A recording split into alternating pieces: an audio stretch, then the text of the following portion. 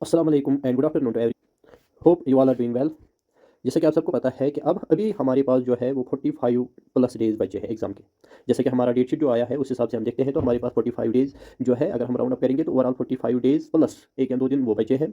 तो इन डेज़ में अगर कोई अब स्टार्ट करना चाहता है, अभी तक किसी ने स्टार्ट नहीं किया है तो वो भी कर सकता है, ये टाइम बहुत काफ़ी है अभी। लेकिन इसमें क्या है कि कोई स्ट्रैटेजी हमने फॉलो करनी है।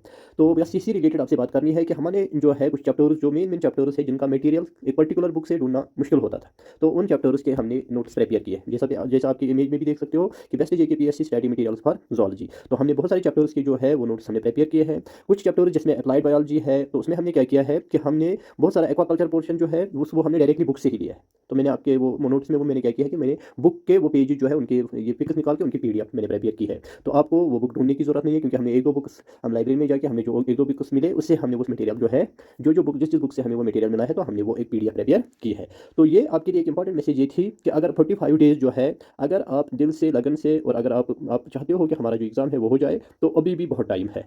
तो अगर 1 साल भी रखेंगे कोई, फिर वो हमारे में कंसिस्टेंसी नहीं होगी, हम अच्छे से टाइम नहीं दे पाएँगे, तो फिर 1 साल भी कम है। लेकिन अगर हम अच्छे से टाइम दें तो फिर 45 प्लस डेज़ जो है वो भी काफ़ी है एग्ज़ाम के लिए। तो आपके लिए इंपॉर्टेंट मैसेज है, जो अब ये एग्ज़ाम प्रिपेयर करने जा रहे हैं, तो वो भी बिल्कुल अच्छे से एग्ज़ाम को क्वालीफाई कर सकते हैं। तो लेकिन उन्होंने क्या करना है कि अब उनको थोड़ा एक्स्ट्रा टाइम देना है, तो उस हिसाब से वो कर सकते हैं। तो आपके लिए एक इंपॉर्टेंट मैसेज ये है कि हमने जिन-जिन चैप्टर्स का जो मटेरियल है, जो हमने अवेल किया है, वो जो चैप्टर्स थोड़ा टफ होते थे किसी एक पर्टिकुलर बुक से निकालना, तो उनके मटेरियल जो है वो हमने प्रिपेयर किया है। जैसा कि पहला चैप्टर अगर आप देखोगे, जो लास्ट वाला चैप्टर है, चैप्टर 11 अप्लाइड ज़ूलॉजी। तो अप्लाइड ज़ूलॉजी में एक्चुअली उन्होंने 4 सब्जेक्ट्स रखे हैं। एंटोमोलॉजी रखा है, एनिमल ब्रीडिंग रखा है, एक्वाकल्चर रखा है और एनिमल बायोटेक्नोलॉजी रखा है। तो इनके हमने नोट्स प्रिपेयर किए हैं। तो आप ये नोट्स परचेज करके आपकी जो तैयारी है वो जल्दी हो सकती है। तो अगर आप देखोगे, जो बहुत सारे एस्पिरेंट्स हैं उन्होंने ये नोट्स बाय किए हैं, उनको पता होगा कि हमने नोट्स की लेवल कितनी अच्छी रखी है। तो मैं एक चीज़ ये है कि आपको अगर कोई भी बुक आप पढ़ोगे, चाहे पीजी लेवल की हो या बीएससी लेवल की हो, जो भी बुक आप पढ़ोगे, वो मटेरियल जो हम प्रोवाइड करते हैं उसमें हमने हर कोई चीज़ मेंशन किया है। तो जिन्होंने ऑलरेडी वो परचेज़ किए हैं उनको पता होगा। तो ये जो है, ये चैप्टर हमने अवेल किया है। अगर आप अपनी प्रिपरेशन अब स्टार्ट करना चाहते हो, तो आप ये डायरेक्टली हमसे हासिल करके आप इस चैप्टर को डायरेक्टली कर सकते हो। अदरवाइज़ अगर आप खुद करना चाहते हो तो आप कर सकते हो। ये मैं नहीं कहता हूँ कि आप नहीं कर पाओगे, लेकिन मटेरियल अरेंज करने में आपका टाइम जाएगा, क्योंकि इसको आपको 1-2 दिन लगेंगे ये मटेरियल अरेंज करने में। तो पहला ये चैप्टर है, ये हमने आपके लिए अवेलेबल किया है। मतलब रेट भी हमने ज़्यादा नहीं रखा है, जिन्होंने ऑलरेडी बाय किया है उनको पता होगा। साथ-साथ में जो दूसरा चैप्टर है इम्यूनोलॉजी, जो एक्चुअली हमारे सिलेबस में हमारा 10th चैप्टर है, ये भी हमने अवेलेबल रखा है। और ये चैप्टर हमने बिल्कुल आपको, अगर यहाँ पे हमने कुछ बुक्स के पेजेस रखे, लेकिन यहाँ पे हमने डायरेक्टली जो है वो पीडीएफ बनाई है।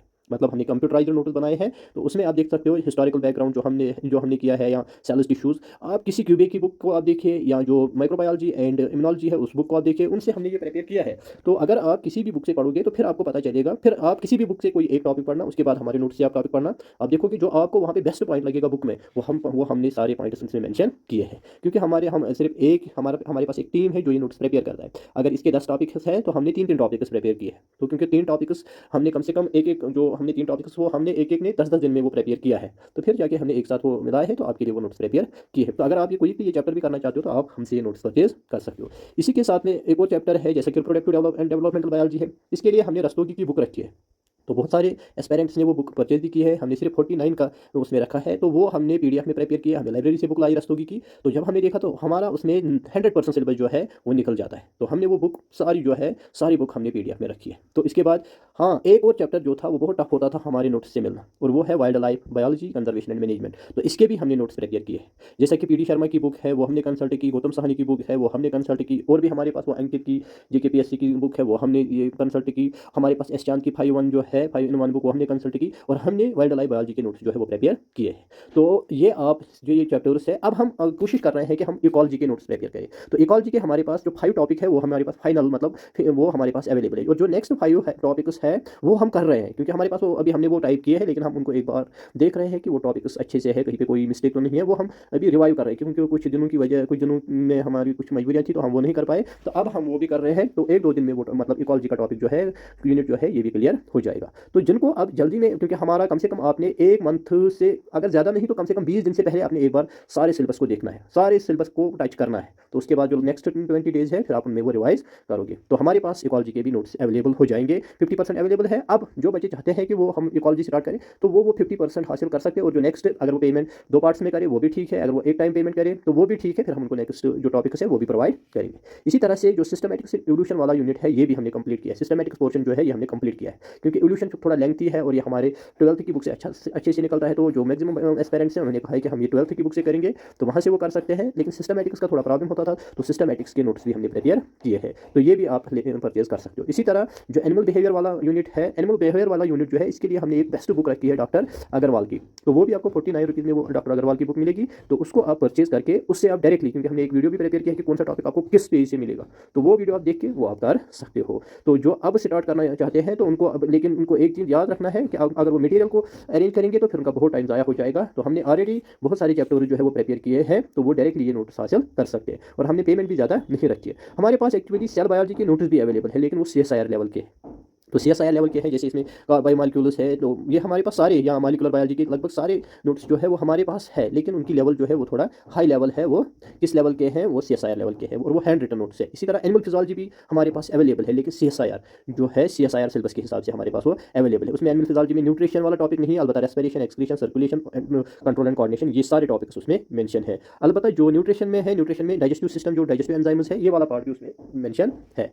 तो इसी तरह से अगर आप देखोगे एनिमल डाइवर्सिटी, तो अक्सर एस्पेरेंट्स जो बोल रहे हैं कि एनिमल डाइवर्सिटी के नोट्स हम कहाँ से ये करें, तो इसके लिए बेस्ट है कि अगर आपके पास 11th की जो रेफरेंस बुक है तो वहाँ से आप कर सकते हो, तो ये वाले टॉपिक्स आप वहाँ से कर सकते हो। तो ये उन एस्पेरेंट्स के लिए ये वीडियो बनाया है मैंने, ताकि उनको अगर कोई अब वो स्टार्ट करना चाहता है तो उनको परेशान नहीं होना है, तो वो हमसे ये नोट्स जो है वो डायरेक्टली परचेज करके इसी जो नोट्स है वो इन्हीं से डायरेक्टली स्टार्ट कर सकते हैं, क्योंकि बहुत सारे एस्पेरेंट्स ने नोट्स परचेज भी किए हैं और उनकी तरफ से हमें बहुत अच्छा फीडबैक मिला है। तो उनसे रिक्वेस्ट है, जो एस्पेरेंट्स है अगर वो ये वीडियो भी देख रहे हैं तो वो ज़रूर वीडियो के कमेंट सेक्शन में जाके कमेंट्स करें एक बार कि आपको ये नोट्स कैसे लगे, ताकि बाकी बच्चे जो है उनको थोड़ा सा वो हो जाता है कि वो भी ये नोट्स परचेज करे या ना करे, या जो भी नोट्स परचेज करना चाहता है वो हमें कह सकता है कि आप हमें एक डेमो भेजिए, तो हम डेमो एक टॉपिक उनको दे सकते हैं। तो अदरवाइज आपने इसे ट्रस्ट नहीं होना है, हमने जो बहुत सारा मटेरियल प्रिपेयर किया है हम आपको वो प्रोवाइड करेंगे, अगर आप प्रिपरेशन स्टार्ट करना चाहते हो। बस यही था वीडियो में, थैंक्स।